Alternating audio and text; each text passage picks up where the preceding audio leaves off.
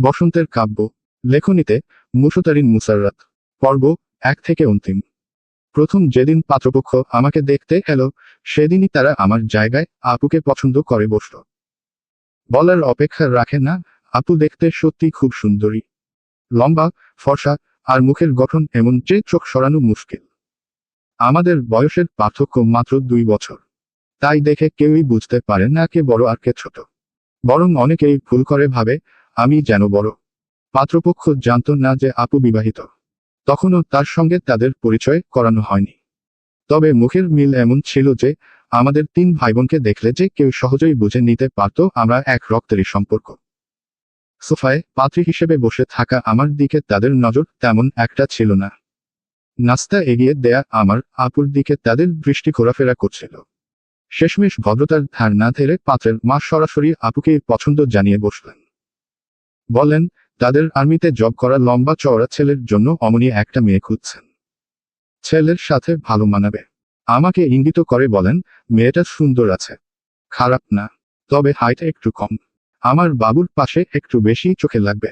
বাবার মুখ থমথমে হয়ে যায়। ভদ্রমহিলা কাউকে কিছু বলার সুযোগ না দিয়ে একাই গালগল্প শুরু করলেন, তাও আবার এক নাগারে। আমার বাবুর জন্য মেলা বিয়ের প্রস্তাব আসছে ভাই।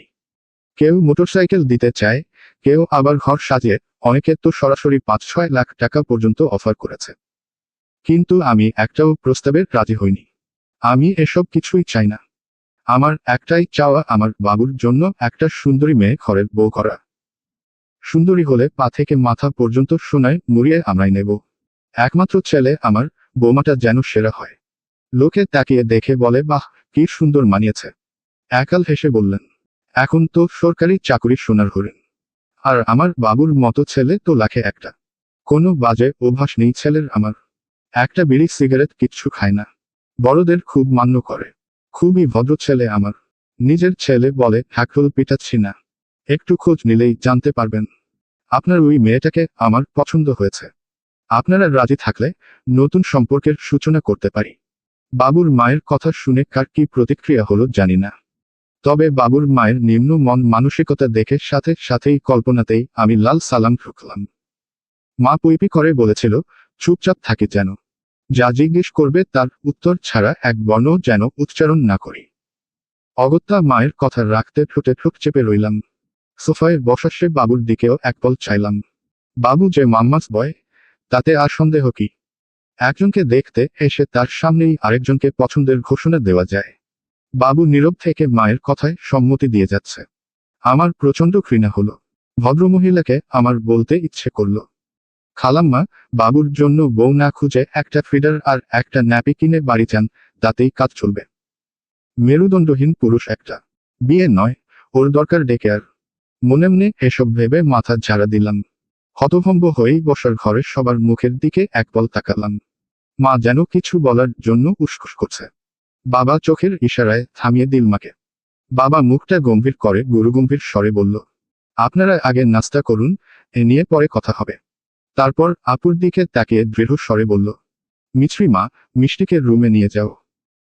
বাবুর মা আর এক খালা এসেছেন। আমি উঠে যাওয়ার সময় সবার অলক্ষ্যে বাবুর দিকে তাকিয়ে জিভ বের করে ভেঙচি কাটলাম। নাদান বাবুর দৃষ্টি আপুর দিকে থাকায় আমার সাথে চোখাচোখিও হলো তার। কারণ আমি আর আপু একসাথে চলে যাচ্ছি। বাবু একটু ভরকাল বোধ করি। বসার ঘর থেকে বেরিয়েই সব রাগ একসাথে উগরে দিতে থাকলাম। অভদ্র মহিলা একটা। মহিলার মন মানসিকতা কত নিম্ন দেখেছিস আপু? একজনকে দেখতে এসে আরেকজনকে চেয়ে বসে। আর কে কি যৌতুক দিতে চাইছে সেই গীত শোনাচ্ছে। আর কি বালের এক চাকরি করে। ইন্টার পাশ করে ঢুকেছে তো সৈনিকে। এমন ভাব যেন ছেলে তার মেজর। আপু বলল, মন মানসিকতা যদি উন্নত না হয়, মেজর হলেই কি? আচ্ছা রাগ করিস না, এসব হল। বাবা কি বলে শুনি আগে। আচমকা হো হো করে হেসে উঠলাম। আমার হাসি দেখে আপু ঘাবড়ে যায়। ভ্রু কুঁচকে সুথাল, তুই এমন পাগলের মতো হাসছিস যে? এক হাতে মুখ চেপে হাসি সামলে বললাম। বাবা কি বলে এটা শোনার সাথে সাথে হাসি পেল। বাবা কি এখন তার বিবাহিত মেয়েকে আবার বিয়ে দিবে নাকি? তাও আবার মাম্মাস বয় রুই বাবুর সাথে। এক মুরগির কয়বার গলা কাটে। হাসতে হাসতে আরো বললাম, পাত্রপক্ষ এমন বলেছে এই খবর দুলাভাইয়ের কানে পৌঁছলে বেচারা সুন্দরী বউ হারানোর খবরে স্ট্রোক করে না বসে। আমার কাঁধে থাপ্পড় দিয়ে চোখ রাঙাল আপু। বলল, ফাজিল একটা। আচ্ছা তুই থাক, আমি লুকিয়ে লুকিয়ে শুনে আসি বাবা কি বলে। আমিও যাব বলেই এক লাফে বসা থেকে উঠে দাঁড়ালাম। বসার ঘরের ওপাশে আড়াল থেকে দু বোন কান পেতে শোনার চেষ্টা করি। খাওয়া দাওয়া পর্ব শেষ হয়েছে। বাবা এবারে গলা খাকারি দিয়ে বললেন, আপনারা এবার আসতে পারেন। মহিলার গলার স্বরেল, আপনারা কবে যাচ্ছেন তাই বলেন ভাইসাব। একটা দিন দেন, বাড়িঘর দেখে আসবেন, তারপর দিনক্ষণ পাকা করবেন। বাড়িঘর দেখে অপছন্দ হবে না। বাবুর বাবা আজ 30 বছর সৌদি আরব থাকে, দোতলার দালান করেছে। বাবা বলল, দেখুন সম্পর্ক মানে শুধু চেহারা বা গায়ের রং নয়। সম্পর্ক মানে দুইটা পরিবারের মানসিকতা, সম্মান আর মূল্যবোধের মিল। আপনি আজ একজনকে দেখতে এসে তার সামনেই আরেকজনকে পছন্দের কথা বলেছেন। এটা শোভনীয় নয়। মেয়েরা পণ্য নয় যে বাজারে রেখে বেছে নেওয়া যাবে। এতে যে মেয়েটিকে দেখতে এসেছেন তার যেমন অপমান হয়, তেমনি আপনাদের মানসিকতাও ফুটে ওঠে। এক মুহূর্ত থেমে আপনি বললেন ছেলের কোনো খারাপ অভ্যাস নেই, সেটা নিশ্চয়ই প্রশংসনীয়। কিন্তু ভালো মানুষ কেবল ধূমপান না করা বা ভদ্রভাবে বসে থাকা নয়। ভালো মানুষ সেই যে অন্যকে সম্মান দিতে জানে। আজ আপনাদের কথাবার্তায় সেই সম্মানটা আমি খুঁজে পাইনি। আর সবশেষে আমাদের বড় মেয়ে বিবাহিত, তার নিজের সংসার আছে। আর ছোট মেয়েকে আমি এমন জায়গায় দিতে পারবো না যেখানে মানুষকে রূপ, উচ্চতা বা গায়ের রং দিয়ে বিচার করা হয়। দৃঢ় কণ্ঠে ভদ্র চিত্তে আরো বলল, দোতলা বাড়ি, অর্থকরী, সোনার গয়না দেখে আমি মেয়ে দিতে পারবো না। আমরা মেয়েকে বিয়ে দিই চরিত্র, সম্মান আর ভদ্রতার বিচার করে। দুঃখিত, আসতে পারেন। আপনাদের জন্য শুভকামনা রইল। অভদ্র মহিলার মুখটা একটু দেখার শখ জাগলো আমার। বাবা একদম ঠিক বলেছে। তবে আমার ইচ্ছে করছে একটু কড়া করে কিছু শুনিয়ে দিতে। কিন্তু বাবা তো বাবাই। এলাকা ছাড়া আশেপাশের 5 গ্রামের মানুষ বাবাকে একজন আদর্শ হেডমাস্টার বলে জানে। যেমন ভদ্র তেমনি নম্র আমার বাবা। কয়েকদিন পর আপু স্নাতক 2য় বর্ষে, আর আমি ভর্তি পরীক্ষার প্রস্তুতিতে ব্যস্ত। আপুর বিয়ে মোটে 3 মাসখানেক হবে। আপুর পরীক্ষা চলছিল বিধায় আপু প্রায় মাসখানেকের মতো হবে এখানে আসছে। আপুর বিয়ের বেশি দিন না হতেই এত তাড়াতাড়ি আমার বিয়ের জন্য তোড়জোড় কেন? সমস্যা হলো বাবা আপুর বিয়ের পরপরই স্ট্রোক করেছেন, যার ফলে এক সাইড অনেকটাই অকেজো হয়ে যায়। কথা বলতে প্রথম প্রথম অসুবিধা হলেও এখন আর তেমন হয় না। তবে দ্বিতীয়বার স্ট্রোক হলে বাঁচার সম্ভাবনা ক্ষীণ। তাই বাবা চান আমাকেও বিয়ে দিয়ে নিজের দায়িত্ব থেকে অব্যাহতি নিতে। তবে বাবা কি সত্যি দায়মুক্ত হতে চান, নাকি নিজের চোখে আমার সুখটা দেখতে চান? বিয়ে দিয়ে দায় শেষ করা যায় বোধহয়, কিন্তু মেয়ের প্রতি বাবার চিন্তা কি কখনো শেষ হয়? উহু, কখনোই চিন্তা শেষ হয় না। আমার তো মনে হয় বরং চিন্তা বাড়ে। ভাইয়া বিভক্ত হাই স্কুলে চাকরি করে। ভাবিকে নিয়ে বাসায় থাকে সে। ভাবি 2 দিন হলো বাড়িতে এসেছে। আজকে দুলাভাই আসবে। দুলাভাই কাজী ফার্মে চাকরি করে। শেরেবাংলা কৃষি বিশ্ববিদ্যালয় থেকে পোল্ট্রি সায়েন্সে মাস্টার্স করেছেন। কাজীতে হ্যান্ডসাম স্যালারি পায় সে। রান্নাঘর থেকে মশলার ঘ্রাণ ভুরভুর করে আসছে। হরেক রকমের পদ রান্না হচ্ছে। জামাই আসছে বলে কথা। আমার মা জননী খুব ব্যস্ত। রান্নাঘরের দরজার সামনে দাঁড়িয়ে খোলা চুলে হাত খোপা করতে করতে উকি দিলাম। আমাকে দেখেই মা আদেশ ফরমালেন, মিষ্টি টেবিলটা ঝকঝকে করে মুছে রাখো তো। আর দেখ তো মিছরি কি করে। রুম গোছানো হয়নি ওর। এক পা করে ধীরে ধীরে ভেতরে গেলাম। ইলিশ মাছ ভাজির ফ্রানটা নাক টেনে নিয়ে বললাম, এত কিছু রান্না করছো, তোমার জামাই একসাথে খেতে পারবে তো? ভাইয়া তো আর এসেই চলে যাচ্ছেন না মা। তাহলে কিছু পদ কালকে রাঁধতেই পারতে। ফ্রিপ্যানে ইলিশ মাছ উল্টে দিতে দিতে বলল ভাবি, আমার জামাই তো আর একাই আসছে না, সাথে হবু জামাইও আসছে। মুখটা ভোতা করে ভাবির কথা অনুধাবন করার চেষ্টা করলাম। আরেক চুলোয় রোস্টে মশলা দিতে দিতে বলল মা, দেখতে আসলেই কি হবু জামাই হয় ঝিনুক। দেখতে কেবল আসছে, পছন্দ হওয়ার ব্যাপার আছে। আরে পছন্দ হবে মা, এত টেনশন কিসের? মা বোধহয় এখানে আমার থাকা পছন্দ করলো না। একটু ঝাড়ি মেরে বলল, দাঁড়িয়ে আছিস কেন? যা টেবিলটা মুছে শ্যাম্পু করে গোসল করে নে। টেবিল মুছতে গিয়ে ঘটল এক বিপত্তি। চীনামাটির একটা প্লেট হাক্কা লেগে মেঝেতে পড়তেই শব্দ তুলে 3খান হলো। শব্দ রান্নাঘরে যেতেই মা চেঁচিয়ে ওঠে জিজ্ঞাসা করল, মিষ্টি কি ভাঙলি রে? দ্রুত ভাঙা অংশ হাতে তুলে নিলাম।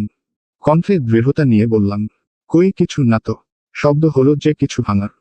আরে না, এখানে না অন্য কোথাও। প্রেসার কুকার সিটি দিচ্ছিল। তাই শব্দটা অতটাও জোরাল হয় না। এদিকে মিথ্যে বলে বুক ভরে শ্বাস টেনে নিলাম। তক্ষুনি কাঁধে কারো হাতের স্পর্শে চমকে উঠলাম। আপু ঠোঁটে হাসি টেনে ফিসফিসিয়ে বলল, যা দ্রুত ভাঙা অংশ ফেলে দিয়ে আয়। মা দেখলে বকবে। এই প্লেটগুলো মায়ের খুব শখের। শোকেসে সাজিয়ে রাখে। আমাদের পর্যন্ত খেতে দেয় না। আজ মেহমান আসছে বলেই বের করেছে। আমি ভীতু স্বরে শুধালাম, মা পরে খোঁজ করলে এতগুলোর মধ্যে টের পাবে না, আর পরে কিছু বলা যাবে। এখন এমনিতেই কাজ করছে মা, মেজাজ হাই আছে, সবে বের করে রেখেছে। সাধের প্লেটের এই দশা দেখলে একচুট বকবে নিশ্চয়। আপুকে আলিঙ্গন করে গালে চুমু দিয়ে বললাম, thank you, you are the best আপু ইন দ্য ওয়ার্ল্ড। চুমু খাওয়ায় আপুর রাগী দৃষ্টি ছুড়ল। আমি তোয়াক্কা না করে ছাদে গিয়ে যে পাশটায় গাছপালায় একটু জঙ্গলের মতো ঝোপঝাড় হয়ে আছে ওখানে ফেলে হাত দুটো ঝেড়ে নিলাম। ঘড়ির কাঁটা বিকাল 4:15 কাছে। দুলাভাই দুপুরে এসেছেন। শুনলাম ওনার এক বন্ধু আসবে বিকেলে, একসাথেই জব করে। আপুর মারফত শুনেছি সেই ভদ্রলোক নাকি বলেছেন বন্ধুর শ্বশুরবাড়িতে ঘুরতে যাবে, বিশেষ কোনো আয়োজন না করতে। এটা যে মেয়ে দেখতে যাচ্ছে এমন যেন বোঝা না যায়। যাবেন এক কাপ চা খেয়ে এক ঝলক মেয়েকে দেখবেন। বিশেষ কোনো আয়োজনের ঝামেলা করার দরকার নেই। তবে বাঙালি পরিবার কি আর তাই বোঝে? হাজারটা আয়োজন করে বসে, অবশেষে পজিটিভ কিছু না হলে মন খারাপ করে। মনে হয় মেয়ের যেন আর বিয়ে হবে না। এটা আমার আশেপাশের দেখা অভিজ্ঞতা থেকেই বলছি। মা ডেকে বলল, আপুকে একটু ডাকতে। আপু বোধহয় রুমে আছে। ওড়নার কোনা উড়ি আপুর দরজার সামনে গিয়ে হাঁক ছেড়ে ডাকলাম। দরজা আটকানো। আপু, মা ডাকছে, একটু শুনে আসো তো। কি যেন খুঁজে পাচ্ছেন না বলল। বলেই আমি বসার ঘরের দিকে যাই। মা রান্নাঘরে গুটুর গুটুর করছে আর কি যেন প্যাচাল ধরেছে। কানে আসলো। খুঁজলে পরে একটা জিনিস হাতের কাছে পাই না। কই রাখে ওরা সব। আমি উঠে রুমে যাচ্ছিলাম। এর মধ্যে আপু রুম থেকে বেরোতেই আমার সামনাসামনি পড়ে। হঠাৎ আমার নজর আপুর দিকে আটকায়। আপুকে থামিয়ে দিয়ে বললাম চট করে, এই আপু, দাঁড়া, দাঁড়া। আপু বিরক্ত মুখে দাঁড়ালো। আমি ভ্রু কুঁচকে আপুর কামিজের দিকে ইশারা করে দেখিয়ে বললাম, জামাটা উল্টো করে পড়েছিস যে। আপু ভড়কে যায়। দ্রুত আমতা আমতা করে বলে উঠল, ও খেয়াল করিনি, উল্টো করে পড়েছিলাম দেখছি। দুপুরে খাওয়ার সময়ও তো ঠিকই দেখেছিলাম মনে হয়। আপু মিছে মিছে কৃত্রিম রাগ দেখিয়ে বলল, তুই বললেই হলো নাকি? সবসময় খেয়াল করেছিস নাকি? আগেই উল্টো ছিল, তখন কেউ খেয়াল করেনি। বলতে বলতে আপু উল্টো ঘুরে টানা কদমে রুমে চলে গেল। ভাবি এদিকে আসতে গিয়ে সবটা শুনল বোধ হয়। তাই তো হাসতে হাসতে বলল, তোমার বিয়ের পরে আমরা এভাবে ডিস্টার্ব করব? জামাই নিয়ে রুমে শুয়ে আছে, সেটা দেখেও তুমি হাঁক ছেড়ে ডাকছ। আবার বেচারি তাড়াহুড়োয় একটা ভুল করেছে সেটাও তোমার নজর এড়ায়নি। সবটা বুঝতাই লজ্জা পেলাম। দ্রুত রুমে চলে এলাম। অদৃশ্য হাতের দুই গালে দুটো চড় দিলাম। একটু পর মা শাড়ি এনে বিছানায় রাখতে রাখতে বলল, ব্লাউজ আর পেটিকোট পরে আয়। ঝিনুক আসছে শাড়ি পরিয়ে সাজগোজ করিয়ে দিবে। আর শোন, উঁচু হিল পরবি। তোর ভাবির একটা উঁচু হিল আছে না, ওটাই পরবি। ভাবি আসতেই মা বলল, ঝিনুক, শাড়িটা নামিয়ে দিয়ে পরাবে। আমি বিরোধিতা করে উঠলাম, মা আমি উঁচু হিল পরতে পারবো না। আমি যতটুকু ওনারা সেটা জেনে দেখে পছন্দ করলে করবে, না করলে নাই। মা ধমকিয়ে উঠল, বেশি বুঝিস তুই। বাপের মতো এক কাঠি বেশি বুঝোস তোরা 3 ভাই বোন। এই জন্য আমার হয়েছে যত জ্বালা। মা কাটকাট গলায় বলে দেয় 4 ইঞ্চি উঁচু হিল আমাকে পরতেই হবে। এই নিয়ে আর যেন একটাও বাড়তি কথা না বলি। পরপর ভাবির দিকে তাকিয়ে বলল, ঝিনুক সুন্দর করে সাজিয়ে দিও। বাদরটা কিন্তু বাদরামি করবে, ওর কোনো কথা শুনবে না। নুইয়ে তুমি মুখে কি যেন মাখো, বেশি উজ্জ্বল দেখা যায়। ওটা মিষ্টির মুখে লাগিয়ে দিও। আমি মুখ গোমরা করে সব শুনছিলাম। কিছু বলার সাহস নেই। মুখের উপর কিছু বললেই মা রেগে আগুন হয়ে যাবে। দরকার হলে চড়চাপড়ও বসাতে পারে আমার তুলতুলে গালে। তাই চুপচাপ সব সহ্য করাই ভালো। ভাবি হেসে উত্তর দিল, আর বলতে হয় আমা। আমি এমন করে সাজাবো না, মিষ্টির থেকে চোখ ফেরানো যাবে না। আমি এক পল মায়ের দিকে তাকালাম তো ফের ভাবির দিকে। উদাস হয়ে ভাবলাম, এই ভাবিকেই একসময় ভাইয়ার সাথে বিয়েতে মায়ের মতো ছিল না। ভাইয়ার প্রেমের বিয়ে। মা মেয়েকে প্রথম দেখেই জানায় ছেলের বউ করবে না। কারণ ভাবি নাকি একটু ছোটখাটো। ফেস কাটিং মোটামুটি সুন্দর, কিন্তু উচ্চতা মাত্র 5 ফুট। আর ভাইয়া 5 ফুট 9 ইঞ্চি। মায়ের মতে আর একটু লম্বা হলে ঠিক ছিল। কিন্তু আজ নিজের মেয়ের বেলায় সেই নিয়মই বদলে গেছে। আমি তো ভাবির থেকেও 1 ইঞ্চি খাটো, কিন্তু আমার জন্য সেরাটাই চায় মা। শুধু অন্যের মেয়ের বেলায় যেন তার মাপকাঠি আলাদা। ভাইয়ার বিয়েতে বাবার রাজি ছিল, আর যেখানে স্বয়ং ভাইয়ার পছন্দ, তাই একলা মায়ের অপছন্দের বিষয়টা ধোপে টেকেনি। তবে বিয়ের পর মা ভাবির সাথে কখনো বাংলা সিনেমার দজ্জাল শাশুড়ির রোল প্লে করেনি। এদিক দিয়ে মায়ের মনটা আবার অন্যরকম। তবে নিজের বেলায় সবাই সেরাটাই চায়, হোক সেটা ছেলে বা মেয়ে। বুক ফুঁড়ে দীর্ঘশ্বাস বেরিয়ে এল। অবচেতনে ভাবলাম, যদি প্রত্যেক মা আর প্রত্যেক পরিবার নিজের সন্তানের জন্য যেমনটা চাই, অন্যের সন্তানকেও ঠিক তেমন সম্মান দিয়ে দেখত। যদি নিজেদের ক্ষেত্রে একরকম নীতি আর অন্যের বেলায় অন্য রকম বাছাবাছি না করত, তাহলে হয়তো বিয়ের বাজারে মেয়েদেরকে আলু পটলের মতো যাচাই বাছাই করার সংস্কৃতি একটু হলেও কমে যেত। মনে মনেই ভেবে মাথা ঝেড়ে ফেললাম। মা রুম থেকে বেরিয়ে গেল। দরজার ওপাশেই আবার সাথে মুখোমুখি হলো। রুমের ভেতর থেকেও মায়ের গলা স্পষ্ট শোনা যাচ্ছিল, মিষ্টির সাথে আজ তুই পাত্রপক্ষের সামনে যাস না, নাস্তা পানি এগিয়ে দেবে চিনুক। আমি তো আছি। মা পারভেজের বন্ধু ছেলেটা, ও সাথে থাকবে। ভাবি কই? মানে আমার কথা জিজ্ঞাসা করলে তখন তখন কি বলবে? আর পারভেজও তো আমাকে ডাকবে নিশ্চিত। তোদেরকে কথা বোঝানোই মুশকিল, সব ভেঙে ভেঙে বলতে হয়, না হলে মাথায় কিচ্ছু ঢোকে না। আগেই তো গিয়ে 2-4টা কথা বলে আসবি, কিন্তু মিষ্টিকে যখন সামনে নিয়ে যাবে, তখন আর তোর পাশাপাশি দাঁড়ানোর দরকার নেই। এখন বুঝলি? দিন দিন মায়ের মেজাজ কেমন যেন সবসময় উত্তেজিত হয়ে থাকছে। নিম্ন মধ্যবিত্ত ঘরের সংসারের চাপ, দুশ্চিন্তা, সব মিলিয়ে বয়স বাড়ার সাথে সাথে তার নার্ভ যেন খিটখিটে হয়ে গেছে। ভাবি আঙুলের খাজে শাড়ির কুচি তুলছে। গায়ের উপরে ওড়না ধরে রেখেছি আমি। এই দেখে ভাবি এক দফা টিপ্পনি কাটতে বাদ রাখেনি।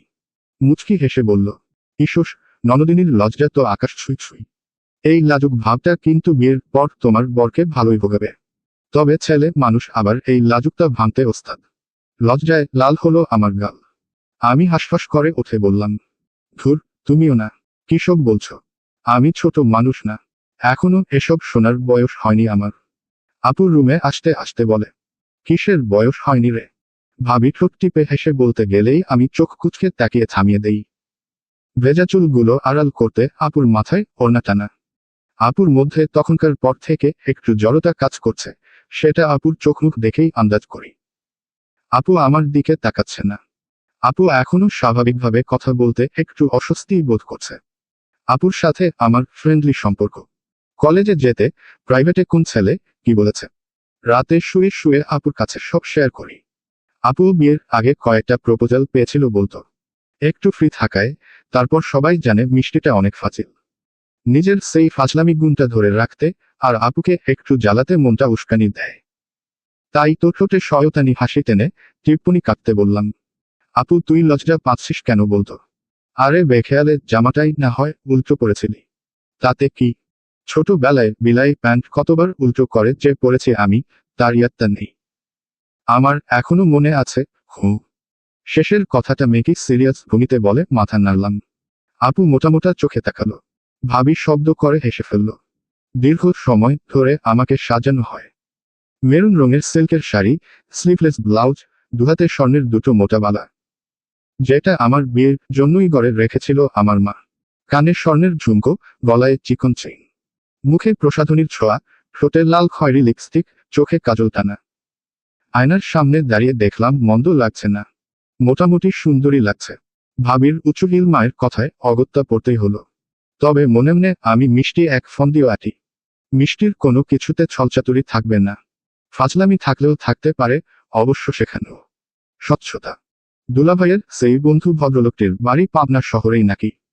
ঘণ্টা খানেকের জার্নি করে একটু গ্রামে আমাদের বাসায় অবশেষে পড়ল তার পদধূলি। দুলাভাই এগিয়ে গিয়েছিলেন তার বন্ধুকে আনতে। বসার ঘরে বাবা, দুলাভাই আর আগন্তুক কথাবার্তা বলছে। কিছুপল পর আপু এসে জানায়, দুলাভাইয়ের সাথে ওনার বন্ধু তাহমিদ ছাদে আছে। আমি যেন এক চক্কর ছাদ থেকে ঘুরে আসি।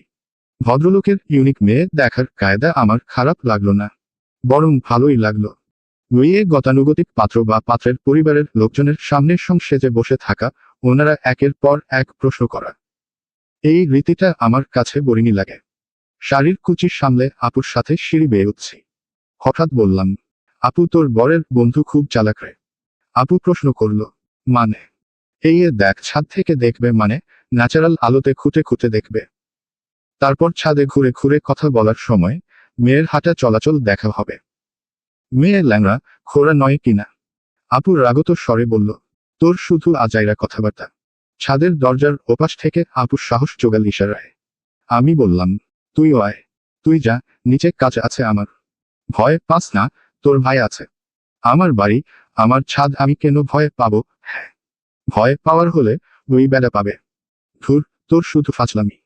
ছাদে পা রাখতেই দেখলাম প্লাস্টিকের 4টে চেয়ার আর টেবিল রাখা। পারভেজ ভাই মানে দুলাভাই ডাকলো আমাকে দেখেই। মিষ্টি আসো। ওনারা বসেছিলেন। আমি কোনা চোখে পাত্র মহাশয়ের দিকে তাকালাম। বিকেলের নরম চিকন রোদটা কামরাঙা গাছের পাতার ফাঁক গলে মিস্টার তাহমিদের মাথায় পড়তেই একটু চকচক করছিল। আর 2 বছর গেলেই শুল্কপক্ষের চাঁদের আলো যে ঝলমল করবে সেথায়, সেটা ঠিক কল্পনা করে নিলাম। বসে থাকলেও আন্দাজ করে নি লম্বা চওড়া সুঠামদেহী। গায়ের রং ধবধবে ফর্সা না হলেও ফর্সাই। ফর্মাল গেটআপে বসে আছেন। মুখে গাম্ভীর্য ভাব। আমি গিয়ে মৃদুস্বরে লম্বা করে সালাম দিলাম। ভাইয়া বসতে বলল। চেয়ার টেনে বসলাম। তন্মধ্যে ট্রে হাতে ভাবি নাস্তা নিয়ে আসে। ফলমূল, মিষ্টান্ন আর শরবত। মাথাটা নিচু করে হাত দুটো অনবরত ঘষছি আমি। ভদ্রলোক নাম জিজ্ঞাসা করল, কোথায় ভর্তি হওয়ার ইচ্ছে? এসব সুথাল। বেশি কিছু অবশ্য জিজ্ঞেস করেনি। ভদ্রলোক নিজেই নাস্তা নেয়ার জন্য বলেন। ভদ্রতার রক্ষার্থে একটা বিস্কিট নিলাম হাতে। দুলাভাই গরুর মতো মুখ নেড়ে নেড়ে জাবর কাটার মতন বিস্কিট থেকে শুরু করে আঙুর, কমলা খাচ্ছেন। মিনিট 10 হওয়ার আগেই মিস্টার তাহমিদ বলে উঠলেন, পারভেজ মিস মিষ্টিকে আসতে বলতে পারো। উনার বোধহয় আনিজি লাগছে। ভাইয়া বলল, আরো কিছু জিজ্ঞেস করার থাকলে করো। হ্যান্ড রাইটিং দেখবে, খাতা কলম আনতে বলবো। দুলাভাইয়ের এই আগ বাড়িয়ে কথা শুনে মেজাজ চটল আমার। অবশ্য হাতের লেখা খারাপ না। গোটা গোটা সুন্দর লেখাই আমার। পড়াশোনায় বরাবরই ভালো আমি। সবাই জানে মিষ্টি দুষ্টু হলেও পড়াশোনাতে ভালোই। মিস্টার তাহমিদ তৎক্ষণাৎ বলল, আরে না না, লাগবে না এসব। আমি চেয়ার ছেড়ে উঠে দুপা যেতেই ইচ্ছে করে পড়ে যাওয়ার মতন করে করে নিজেকে সামলে নিলাম। দুলাভাই চমকে ওঠে বলেন, এই রে মিষ্টি পড়লে নাকি? লাগেনি তো। শাড়িটা কিঞ্চিত গোড়ালি ছুঁই ছুঁই তুলে বললাম, পড়িনি ভায়া, এই উঁচু হিল পরে অভ্যস্ত নই তো। তাই বাম পাটা উল্টে গেছিল। ব্যাপার না, কিছু হয়নি।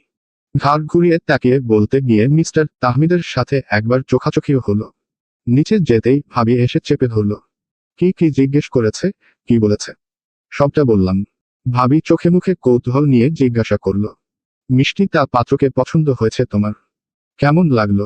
ঠোঁট উল্টে উত্তরে বললাম, সবই ঠিক আছে।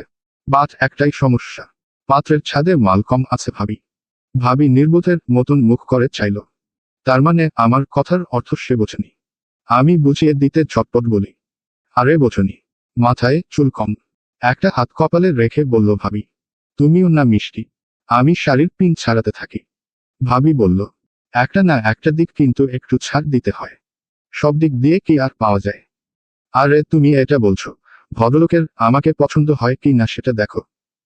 এর মধ্যে ভাবির ফোন বেজে উঠল। কথা বলার সময় কানে এল। ভাবি এক পর্যায়ে বলছে, তুই এখানে বাড়ির কাছে এসে চলে যাবি? তাই হয় নাকি? একবার এসে ঘুরে যা। আমার শ্বশুরবাড়ি দেখে যা। বিয়ের মধ্যে তো আসছিলি না। ওপাশের কথা শোনা গেল না। ভাবি বলল, আচ্ছা আয়। এক কাপ চা খেয়েই চলে যাবি। আটকাব না। ফোন রাখতেই কৌতূহলী হয়ে শুধাই, কে ভাবি? আমার ফুপাতো ভাই। চরে ঘুরতে আসছে। বাড়ির কাছে এসে ফোন দিয়েছে। আসতে চাইছিল না। জোর করলাম, বলল আসছে। ওহ। ভাবি একাই বলল, এডওয়ার্ডে অনার্স 4র্থ বর্ষে পড়ে। কেমিস্ট্রি বিভাগে। আমার সমবয়সী। ভাবি বলে চলল, আমি মাথা নেড়ে চুপচাপ শুনে গেলাম। অচেনা নাবিল মাহমুদ এর কথা। শাড়ি ছেড়ে 3 পিস পরেছে। অতপর চুলের ক্লিপ খুলতে খুলতে হঠাৎ আফসোস করে উঠলাম। ভাবি ওই ব্যাডা টাকা মাকা কিছু দিল না তো। কাজীতে মাস গেলে 1.5 থেকে 2 লাখ টাকা স্যালারি ড্র করে। পাত্রী দেখে যে কিছু দিতে হয়, ব্যাটা জানেন না নাকি? তুমি টাকার চিন্তায় পড়েছ। আমি ভাবছি পজিটিভ কিছু যেন বলে। আমা কত আশা করে আছেন। বাবারও ওনার কথাবার্তায় পছন্দ হয়েছে। বাবার কথা শুনে যতটুকু বুঝলাম, আমি মুখ কোচ করে কণ্ঠে ফাজলামি টেনে বললাম, তোমরা আছো পছন্দ হওয়া নিয়ে, আর আমি মুখ দেখানোর জন্য না পাওয়া টাকার শোকে পড়েছি। আগেই যে টাকায় কল্পনাতে একজোড়া স্পিকার পছন্দ করে রেখেছি। আপুকে একবার দেখতে এসে কি হয়েছিল জানো? পাত্রের আপুকে এতটাই পছন্দ হয়েছিল যে যাওয়ার সময় আমার মাকে সোজা আম্মা ডেকে ফেলেছিল। কথাটা বলার সাথে সাথেই অট্টহাসিতে ফেটে পড়ল ভাবি। আপু আড়াল করে ঠোঁটের চাপা হাসি। ভাবি বলল, ইসুস, বেচারা। অবশ্য বেচারি আর কি বা দোষ? আমাদের মিছরি যে আগুন সুন্দরী, এমন হওয়াটা দোষেরও নয়। ভাবি উৎসুক হয়ে কণ্ঠে জিজ্ঞাসা নামিয়ে ফের বলে, বিয়ের আগেই আম্মা ডাকাচ্ছি বেচারার জামাই না হওয়ার কারণ। বিয়ের আগেই আন্টি না ডেকে সোজা আম্মা ডাকাচ্ছেই হাবার গল্প শুনবে। আচ্ছা দাঁড়াও, বলছি। বিছানায় আয়সিভঙ্গিতে বসে পা দুটো দুলাতে দুলাতে শুরু করলাম। আপনার শাশুড়ি মা ছেলে মেয়েদের ব্যাপারে ওভার পজেসিভ। ছেলেদের পছন্দ হলে কি হবে মায়ের মনে ধরেনি। প্রথমে অতটা শুনেছিল না, পরে শুনল ছেলেদের অনেক জমিজমা, ছেলে মাস্টার্স পাস, চাকুরি না পেয়ে ব্যবসা করছিল, আর জমিজমার দেখাশোনা করত। মায়ের চিন্তা এসব পরিবারে মেয়ে দিলে মেয়েকে অনেক খাটতে হয়। যতই লোক দিয়ে কাজ করাক, তবুও বাড়ির বউয়েরও অনেক কাজকাম থাকে। মায়ের আদরের মেয়েটার রোদে পুড়ে শশমন ধান শুকাতে, পাট শুকাতে পারবে না। এসব রোদ ঝামেলা সহ্য করতে পারবে না, তাই সোজা না বলে দিল। সেই কারণে বিয়েটা আর হয়নি। আপু আমার কান টেনে বলল, পিঠের উপর দেব দুটো পুরনো গল্পের চুলি খুলে বসেছিস। এত আচাইরা প্যাচাল না পেরে যা কাজ কর। উপরে দেখ নাস্তার ট্রে ওভাবেই আছে, গিয়ে সব এনে পরিষ্কার করে রাখো। সারাদিন কিছুই করিসনি, এ বেলার কাজটুকু তুই করবি?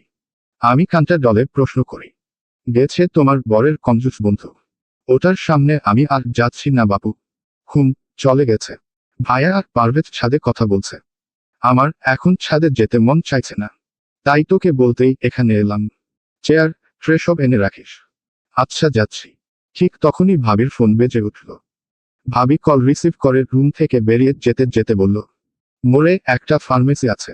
হ্যাঁ হ্যাঁ, ওখান থেকে ডান দিকে 4-5 বাড়ি পরেই আমাদের বিল্ডিং। দাঁড়া, আমি নিচে দাঁড়াচ্ছি। আমি বের হতেই মা ডাকল, মিষ্টি, ও মিষ্টি। কাছে যেতেই বলল, এই মিষ্টির বাটিটা তোর দাদির রুমে দিয়ে আয় তো। মিষ্টিগুলো মিস্টার তাহমিদ এনেছে, প্যারাডাইসের প্যারা সন্দেশ আর কাটারি ভোগ। প্যারা সন্দেশটা আমার খুব প্রিয়। দাদির রুমে গিয়ে জানালা লাগিয়ে লাইট জ্বালালাম। দাদি বিছানা সারি। প্রায় বছর দুয়েকের মতন হবে বিছানাতেই সবকিছু সারতে হয়। দাদিকে মুখে তুলে খাইয়ে পর্যন্ত দিতে হয়। দাদিকে আমি বেশি খাইয়ে তারপর গোসল করিয়ে দেই। আপু দাদির রুম মুখও খুব কমই হয়। ভাবি হঠাৎ এক আধবার খাইয়ে দেয়। মা আর আমি সব করি। বয়সের ভারে স্মৃতিশক্তি অনেকটাই হারিয়েছেন দাদি। কাউকেই চিনতে পারেন না ঠিকমতো, উল্টাপাল্টা কথা বলেন। অথচ ছোটবেলায় এই দাদিকেই কত দাপট নিয়ে চলতে দেখেছি। বছর আগেও আমাকে নিয়ে ঠুট উল্টে বলতেন। হ্যাঁ রে মিহির, মিছরি তো লম্বা চওড়া, দেখে মনে হয় কঞ্চি দুলতাছে। আর এই মিষ্টি, এইটা তো ঠিক নলা বটের চারা। মায়াডা খাটো হইল কেন? খাইছে কি? দুধ না পানি? আর বাপ মাও তো খাটো না। কেন যে? নাক সিটকিয়ে আরো বলতেন, এই মায়ারে বিয়ে দিতে গেলে আমার পুতের অনেক টাকা মারা লাগবো। মাংনা কেউ নিব না। দাদির রুম থেকে বেরিয়ে মনে পড়ল ছাদ থেকে তো সব আনতে হবে। মনে পড়তেই দৌড় দিলাম। সিঁড়িতে পা রাখতেই ভাবি সামনাসামনি পড়ল। দুই কাঁধে তার কাপড়ের পাহাড়। ভাবি জিজ্ঞেস বলল, কোথায় যাচ্ছ? আপু তখন বলল, উপরে মিহির আর আমার ফুফাতো ভাই আছে। তোমার ভাইয়া উপরেই ছিল জন্য আমার সাথে কথা বলিয়ে সরাসরি ওকে ছাদেই এনেছিলাম। যাও, তোমার ভাইয়া আছে, পরিচয় হয়ে নাও। আমি আসছি এগুলো রেখে। যে বেগে এসেছিলাম সেই বেগ আমার লহমায় থেমে যায়। অরুণার কোনা ডান হাতে প্যাঁচাতে প্যাঁচাতে ছোট ছোট কদমে এগিয়ে ছাদের দরজা দিয়ে এক ঝলক উকি দিলাম। চেয়ারগুলো খালি, তাহলে ওনারা কোন পাশে? ভাবতে ভাবতে এগোলাম। বলা বাহুল্য নতুন কুটুম্বকে এক ঝলক দেখার কৌতূহল কাজ করছে। ছাদের দক্ষিণ দিক হতে কথাবার্তার শব্দ আসছে। আমি সেদিকে না গিয়ে উত্তরে গিয়ে কানিশ ফেসে দাঁড়ালাম। তন্মধ্যে ভাইয়ের ফোন আসতেই ভাইয়া বলল, তুমি নিচে গিয়ে বসো, আমাকে একটু জরুরি বাইরে যেতে হবে। সন্ধ্যায় ফিরে কথা বলবো। নম্র স্বর এল। ভাইয়া আমাকে ফিরতে হবে আজ। আরে মাত্র এলে, এখনই যাওয়া করছো? আজ থাকো, খুব আর্জেন্ট হলে সকালে যেও। আবার আসবো। ভাইয়া জোর করে বলল, আজ থাকো। আর কথা নয়। আমি জিনুকে বলে যাচ্ছি, যেতে যেন না দেয়। ভাইয়ার কথাগুলো মিলিয়ে গেল। তার মানে নিচে গেছে বুঝি। আমি অপেক্ষায় আছি, নতুন অতিথি নামলে চেয়ার টেয়ার ভেতরে নেব।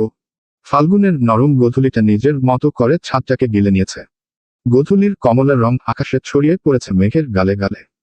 একটু দূরে পাতাঝরা মেহগনির গাছ, সেথায় মগডালে বসে কোকিল কুকু করছে। সেই শব্দ ছাড়া পুরো ছাদ জুড়ে পিনপিনে নীরবতা নেমে আসে। তন্মধ্যে জুতার খসখসের শব্দে ঘাড় ঘুরিয়ে তাকালাম। তাকাতেই বিপরীত দিকে থাকা মানবের দৃষ্টিতে দৃষ্টি পড়ল। কালো গ্যাবার্ডিনের উপরে আকাশি কালারের শার্ট ছেড়ে দিয়ে পরা, হাতা ফোল্ড করা, শ্যামবর্ণের হালকা লোমশ কবজিতে কালো হাতঘড়ি। কপালের উপর দিয়ে ভ্রুতে ঝুঁকে আছে ছ্যাঁকড়া চুল। দৃষ্টি সরিয়ে মাথাটা নিচু করলাম। পায়ে ঝকঝকে সাদা কেস। এক হাত পকেট গুজে বান্দা আমারই দিকে তাকিয়ে শটান দাঁড়িয়ে। সামনের ব্যক্তির বুঝি নীরবতা পছন্দ হলো না, তবে অমায়িক গলায় বললেন, ছাদটা খুব সুন্দর, ঘুরে ঘুরে দেখছিলাম। আপনি? আমি মাথা তুলে উত্তরে বললাম, মিহির ভাইয়ার ছোট বোন। ঠোঁটে এক চিলতে হাসি টেনে বলল, ওহ, ঝিনুকের ননদ। হুম। পকেট এক হাত গুজে হাঁটতে হাঁটতে চেয়ার টেবিল পাতা সেদিকে যেতে যেতে বলল, আমি নাবিল মাহমুদ। ঝিনুক আমার ফুফাতো বোন। আমি রসকুশহীন ভাবে বলি, জানি। ঘুরে আমার দিকে তাকালো, হাস্যোজ্জ্বল মুখেই বলল, আপনাদের পদ্মার চরটা ঘুরে ঘুরে দেখলাম। আমাদের ওদিক থেকে অনেকেই কাঞ্চন পার্কে ঘুরতে আসে। আমার অবশ্য আগে আসা হয়নি। দুজন ফ্রেন্ডের জোড়াজুড়িতে এই প্রথম এসেছি। তবে মানতে হবে স্পোর্টটা মন্দ নয়। তবে শুনলাম এই সিজনের থেকে বর্ষার সিজনটা নাকি বেশি সৌন্দর্যে আবৃত মণিমুগ্ধকর থাকে। আসলে বলতে গেলে আমাদের বাড়ির কাছে রোজ আসতে যেতে যখন দেখা যায়, তখন সেই বিষয়ের প্রতি ইন্টারেস্ট থাকে না। আমাদের কাছে ডাল ভাতের মতন, আলাদা করে স্পেশাল কিছু মনে হয় না। আমার কাঠখুট্টা উত্তরে মিস্টার নাবিল চোখ নামিয়ে হাসল। বলল, ঠিকই বলেছেন। থেমে মনে করার ভঙ্গিতে বলল, ওহো, আপনার নামটাই তো জানা হলো না। নামটা বলতে গিয়েও থেমে যাই। মাথার মধ্যে তড়িৎ প্রবাহের দুষ্টুমি কিলবিল করে উঠল। দুইটা আঙুল থুতনিতে রেখে চটপট বললাম, দেখি বেয়াই কতটা বুদ্ধিমান। পরপর দুই হাত আড়াআড়ি ভাবে বুকে ভাঁজ করে সামনের নাস্তার দিকে ইশারা করে ঠোঁটে দুষ্টু হাসি ঝুলিয়ে বললাম, সামনের নাস্তার একটা আইটেমের মধ্যে আমার নামটা লুকিয়ে আছে। এবার বুঝে নিয়ে বলুন তো চট করে। মিস্টার নাবিল মাহমুদ কিছুপল ভাবুক ভঙ্গিমায় সেদিকে তাকিয়ে রইল। অতপর ফট করে আঙুরের থোকা থেকে একটা আঙুর ছিঁড়ে মুখে পড়ল। চিবাতে চিবাতে বলেন, আঙুর বা আঙুরি? মেজাজ আমার চটল। থমথমে মুখে মাথা নেড়ে না বোঝাই। উনি পুনরায় কমলার কোয়া হাতে নিয়ে সেই কায়দায় মুখে দিয়ে বলেন, কমলা। না, আর নিজের মেজাজকে নিয়ন্ত্রণে রাখতে পারলাম না। ফুঁসে উঠে বললাম, আমাকে কি আপনার এতটাই আন্টি টাইপের লাগছে? কি সব আন্টি টাইপের সেকালের নাম বলে যাচ্ছেন? আমি ঠোঁটে চাপা হাসি নিয়ে অভদ্রলোকটা আমাকে থামিয়ে দিল। Wait ma'am, 1 second. তারপর তর্জনী তুলে ছাদ ঘেঁষে থাকা মেহগনি গাছের দিকে ইশারা করে দেখিয়ে বলল, ওটা কি? শীতে পাতা ঝড়ে শূন্য হয়ে দাঁড়িয়ে আছে মেহগনি গাছটা। আমি মুখ গোছ করে বললাম, মেহগনি গাছ? আরো কিছু আছে দেখুন। আচমকা হাওয়ার ঝাপটা এসে মুখের উপর থাকা শর্ট হেয়ার উড়িয়ে দিল। কানের পিঠে চুলগুলো গুজে নিই। ঠিক তখনই মগডালে বসে থাকা কোকিলটা আবার ডাক দিল, কু কু করে। গোধূলির নরম আলোয় সেই ডাকটা অকারণেই আরো কোমল, আরো গভীর শোনালো। আমি একবার কোকিলের দিকে তাকালাম। তারপর চোখ ফেরালাম মিস্টার নাবিলের দিকে। লক্ষ্য করলাম জোড়া ভ্রু, তার ডান ভ্রুতে একটুখানি কাটা দাগ। অদ্ভুতভাবে দাগটা তার শ্যামবর্ণ চেহারায় একটা আলাদা ভারী সৌন্দর্য এনে দিয়েছে। চোখ নামিয়ে নেই ততক্ষণাৎ। পরপরই মস্তিষ্ক বিদ্রুপ করে উঠল, শাসিয়ে উঠল, এটা আবেগের বয়স। আর এই আবেগের বয়সে কাকেও কোকিল মনে হোক। মিষ্টি থামো ভাই, ভুলেও ক্রাশ খাস না। আর মনে রাখো, বসন্তের কাব্য সবার জন্য নয়। সাতরঙা প্রজাপতির ভাবনাকে মনেমনেই ছেড়ে ফেললাম। আগের ফর্মে ফিরে প্রত্যুত্তরে বললাম, কোকিল। প্লিজ এখন আবার বলতে যাবেন না আমার নাম কোকিলা। ঠোঁট চওড়া করে হাসল। বলল, মেহগনি গাছের ডালে শুধু কোকিলই দেখলেন? পাতা শূন্য কচি পাতা সবে গজাতে শুরু করা গাছের শুকনো ফলও কিন্তু দুইটা আছে। তো মেহগনি ফল কেমন হয় জানেন? কখনো ধরেছেন? তেতো হয় খুব। রাইট। তো আমি বলতে চাইছি আপনার নামটা ওই মেহগনি ফলের তেতো এর বিপরীত। কথাটা বুঝতে আমার ক সেকেন্ড লাগলো। স্নায়ুতন্ত্র সতর্ক করে উঠল, মিষ্টি এই ব্যাটা তোর থেকেও এক কাঠি উপরে রে। কি ফাজলামিটাই না করলো। আমি বনে রইলাম। ভদ্রলোক কাটা চামচে মিষ্টির টুকরো তুলে চিবাতে চিবাতে বলল, শুধুই মিষ্টি নাকি আগে পরে আরো কিছু আছে? ফারজানা মিষ্টি। এর মধ্যে মায়ের ডাকলো পরল। ভাবিও উপরে এসেছে। বলল, রুমে গিয়ে ফ্রেশ হবি, আজ আর যাওয়া হচ্ছে না। মিহির কিন্তু খুব করে বারণ করেছে, যেতে দিলে ফিরে এসে আমাকেই বকবে। আমার দিকে তাকিয়ে বলল ভাবি, মা তোমাকে ডাকছে মিষ্টি, তুমি যাও, এসব কিছু আমি নিয়ে যাব। মা আপুর ফিসফিসানিতে কানে আসে। দুলাভাইয়ের বন্ধু ফোনে দুলাভাইকে জানিয়েছে মেয়েটার বয়স কম হয়ে যায়, তাই দোদুল্যমনায় আছেন। তার মানে সবাই বুঝে নেয় পছন্দ হয়নি আমাকে। আপু মাকে বলছে, আরে পছন্দ হয়নি তা বলেনি, বলেছে বয়স কম। আমি এগিয়ে গিয়ে বললাম, তোরাও না। লোকটা ভদ্রলোক, ওয়েল এডুকেটেড, তাই মার্জিতভাবে না তা প্রকাশ করেছে। এখন কি আগের বারের মহিলার মতো সোজাসাপটা মুখের উপর বলে দিবে পছন্দ হয়নি? আর আমি কিসে পড়ি এটা শুনেই তো আসছে।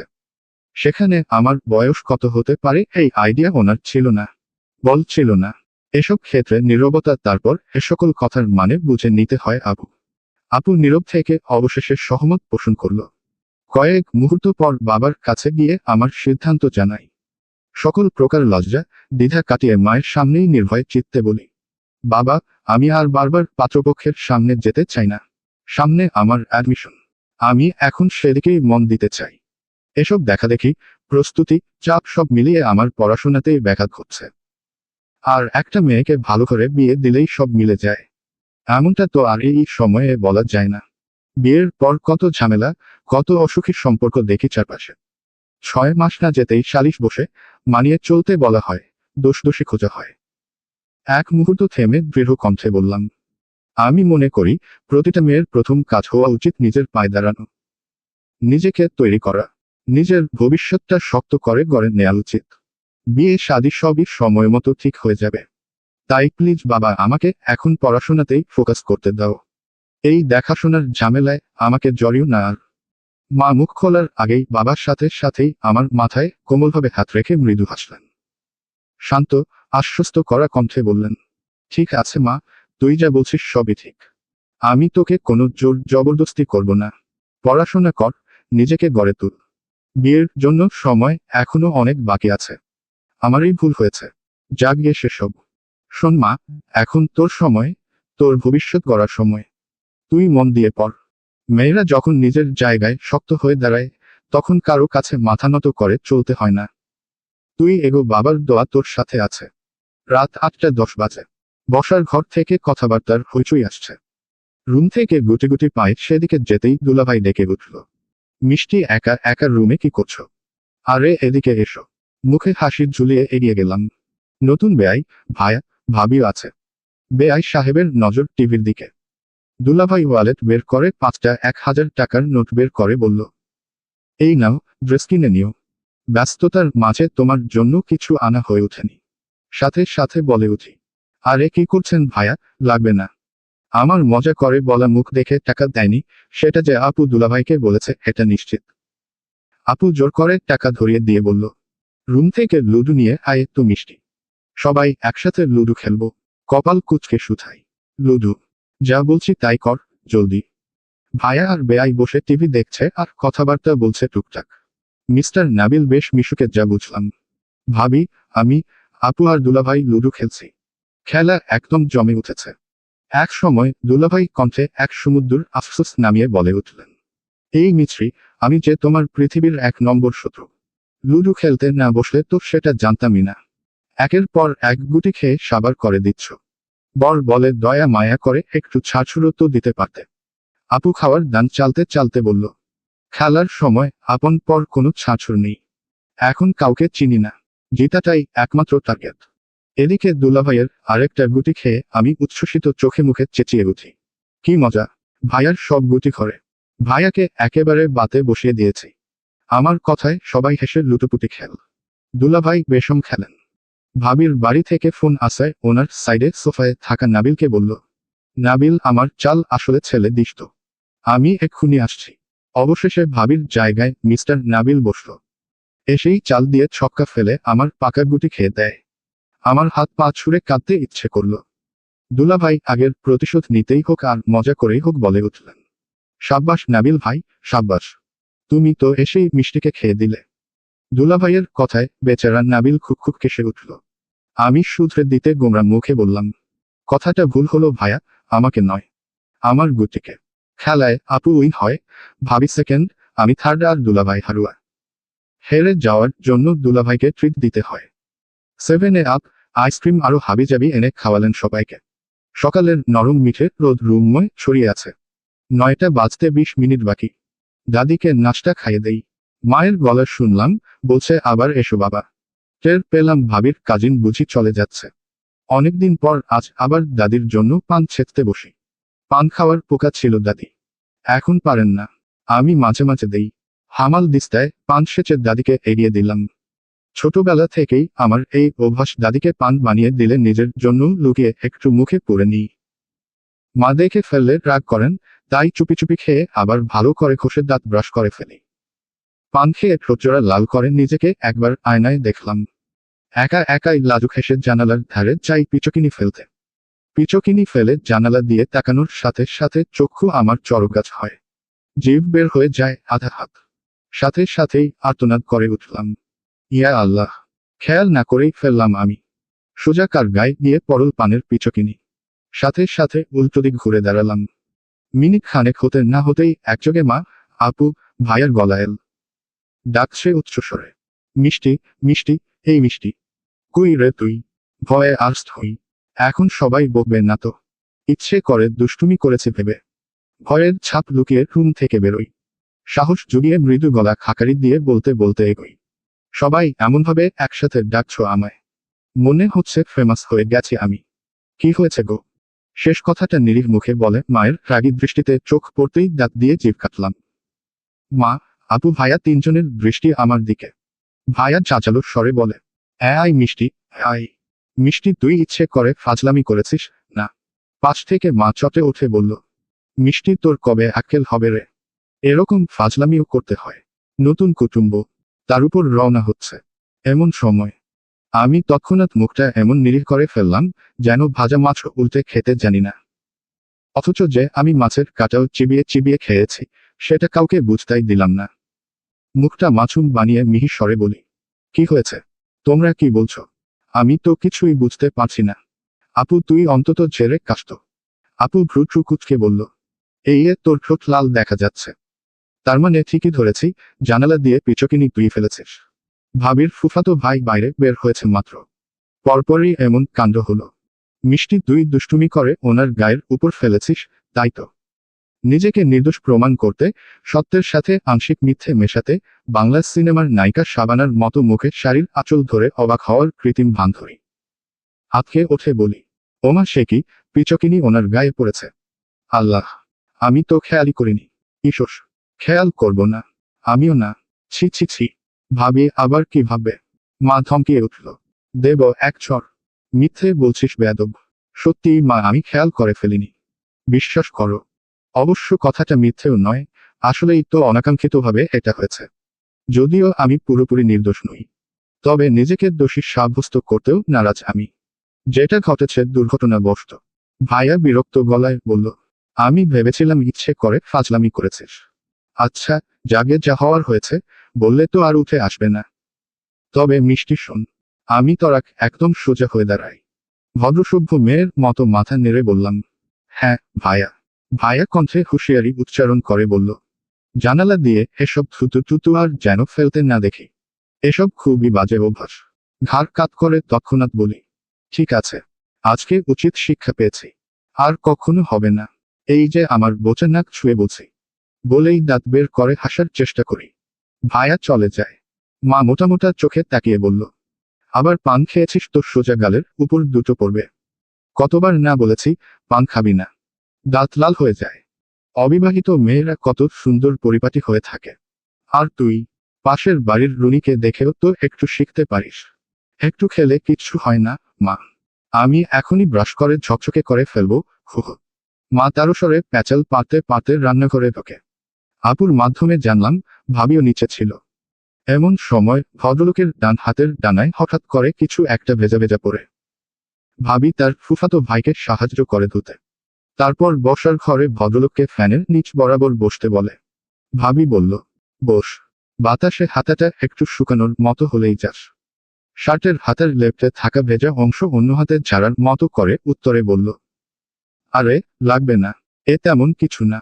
ভাবি দায় নিয়ে বলল, আমার ছোট ননদ ফেলেছে ভুল করে, খেয়াল করেনি। কিছু মনে করিস না। একটু হেসে বলল নাবিল, তোর ননদকে আমার তরফ থেকে একটা থ্যাঙ্কস দিস। আমার কক্ষের দরজার পর্দার ফাঁক গলে মাথা বের করে উকিঝুঁকি দিয়ে দেখছিলাম কোনো অভিযোগ করে কি না এটা জানাই ছিল উদ্দেশ্য। হঠাৎ এমন কথায় হতবুদ্ধি হয়ে যায়। কানটা সজাগ করে শোনার চেষ্টা করি। বলছেন, তোর ননদ যে মাথার উপর ফেলে নাই এই বেশি। ভাবি হেসে ফেলল। ভদ্রলোক হঠাৎ ভাবির কাছে ঠান্ডা পানি চাইল। ভাবি রান্নাঘরের দিকে যায়। এদিকে ভাবি যেতেই খাটটা বাম দিকে পিছু ঘুরে তাকায়। আর তাতেই সোজা আমার চোখের সাথে চোখ। আমার সারা শরীর পর্দার আড়ালে থাকলেও মুখটা দুই পর্দার ফাঁক দিয়ে বের হয়ে আছে। আমি ঝট করে পর্দা ছেড়ে দিয়ে সোজা হয়ে দাঁড়ালাম। আড়াল থেকে যে লক্ষ্য করছিলাম এটা বুঝতে না দিয়ে হাতের ফোনটা সামনে ধরে ঘর থেকে বেরোনোর সূক্ষ্ম অভিনয় করে শুনিয়ে শুনিয়ে বললাম, আপুটা যে কই গেল? এক্ষুনি এমবি শেষ হতে হলো। আপুর থেকে একটু হটস্পট নিয়ে একটা জরুরি মেসেজ দিতে হবে। আপু, আপু। এদিক ওদিক তাকিয়ে মৃদু গলায় আপুকে ডাকতে থাকি। আচমকা নাবিল মাহমুদ গলা খাকারি দিয়ে বলে উঠল, বেআইনকে অভিনয়ের জন্য অস্কার দিলে মন্দ হবে না। আমার পা জোড়া থেমে গেল। কথার অর্থ বুঝতেই ভ্রু কুঁচকে যায়। যাই হোক, ওনার কথাটা গায়ে না মেখে তখনকার জন্য বললাম, সরি, আসলে সত্যি আমি খেয়াল করিনি। আপনি কিছু মনে করবেন না, প্লিজ। ভেবেছিলাম ভদ্রলোকের থেকে প্রত্যুত্তর আসবে, ব্যাপার না, এটা কিছু হলো এমন ধরনের। কিন্তু না, তেমন কিছুই বলল না। নিঃশব্দে তাকিয়ে রইল শুধু। এরই মধ্যে মান সম্মানের যেটুকু অবশিষ্ট ছিল সেটুকু শেষ করতে ফোনে কল আসল। জেনারেল মোডে থাকার দরুন সশব্দে বেজে উঠল। মাঝে মধ্যে ফাজলামি করে ফোনের রিংটোন দেই, যে সে গানও সেট করা থাকে। তারই ফলশ্রুতিতে বাজতে থাকলো কটা লাইন। পাড়ার লোকে গল্প করে আমার বয়স নিয়া, আমায় নাকি কোনোদিনও করব না কেউ বিয়া। এতটুকু হতেই চরবেগে আঙুল ছুঁয়ে কল ডেক্লাইন করে দিই। লজ্জায় আর্স্ট হই। ভদ্রলোক নিশ্চয় ভাবছে, কি রুচি, এই গানও কেউ মোবাইলের রিংটোনে দেয়। অদৃশ্য হাতের দুগেলে দুটো চড় দিলাম।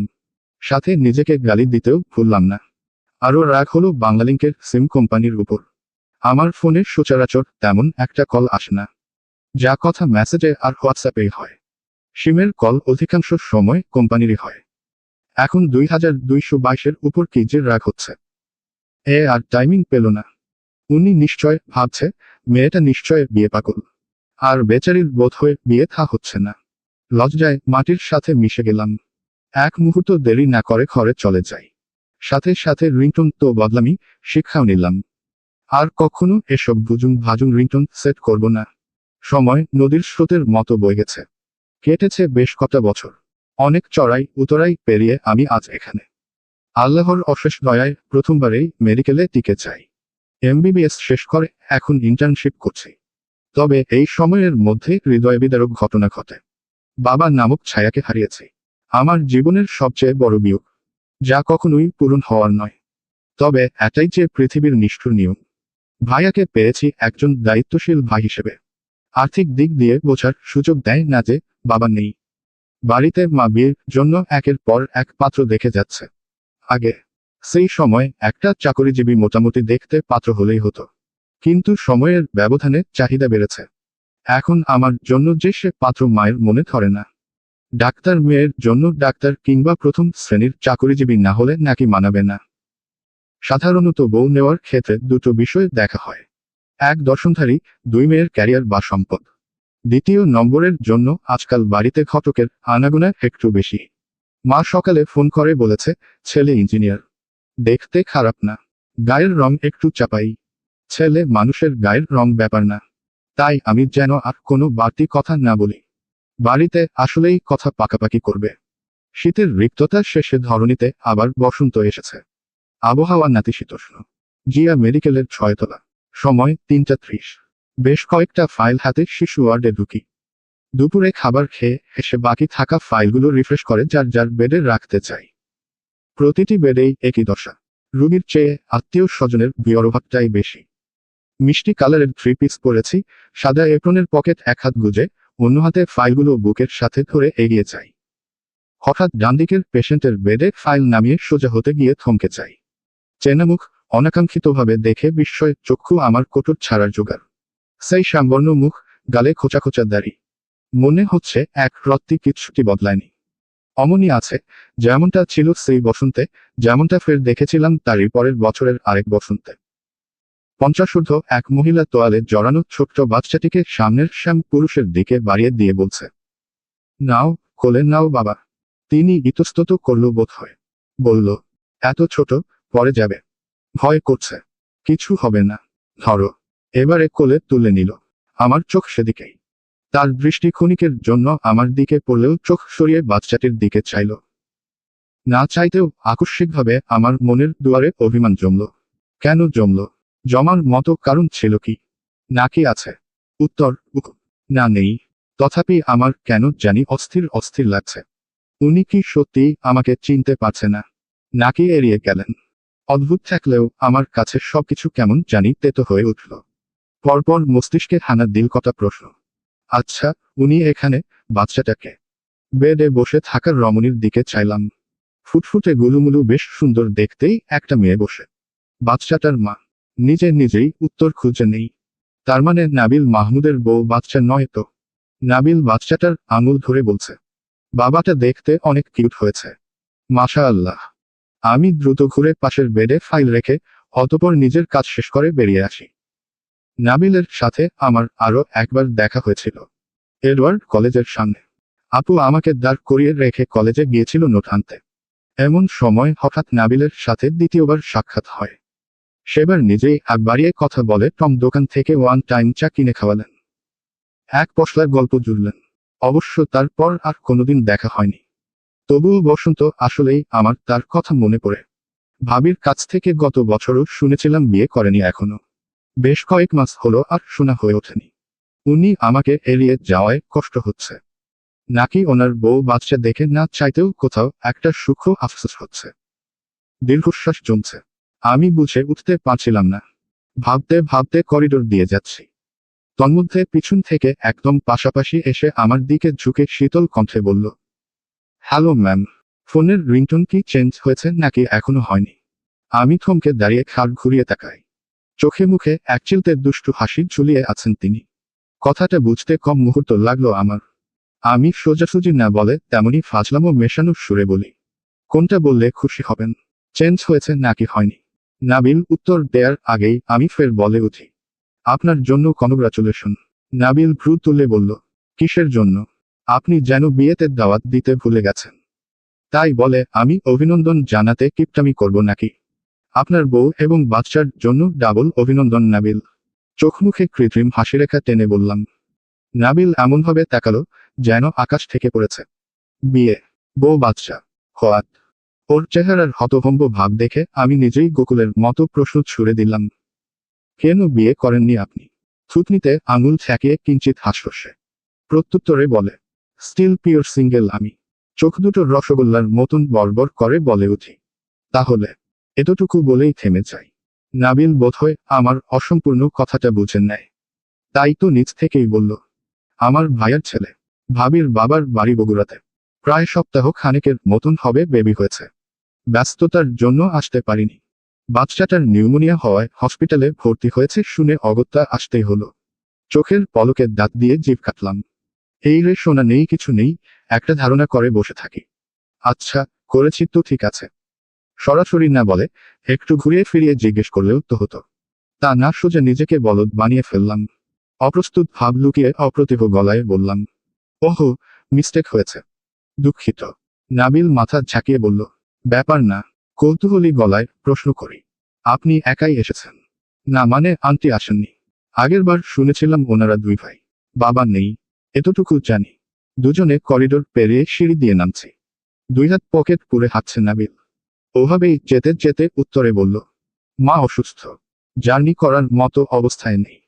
কোমরের হাড়ের সমস্যা, বেড রেস্টে থাকতে হয়। ওহ, সো স্যাড। কিছুক্ষণ দুজনের মধ্যে চুপচাপ হাঁটার শব্দ ছাড়া আর কিছুই শোনা গেল না। নীরবতাটা টেনে নিয়ে নাবিলি প্রথম কথা বলল, গলাটা বেশ নরম করে, আপনার কি খবর মিষ্টি? দিনকাল কেমন কাটছে? মুখে হালকা হাসি টেনে উত্তর দিলাম, মোটামুটি। নিজের মতোই চলছে আর কি। এতক্ষণে আমরা দোতলার সামনে এসে দাঁড়িয়েছি।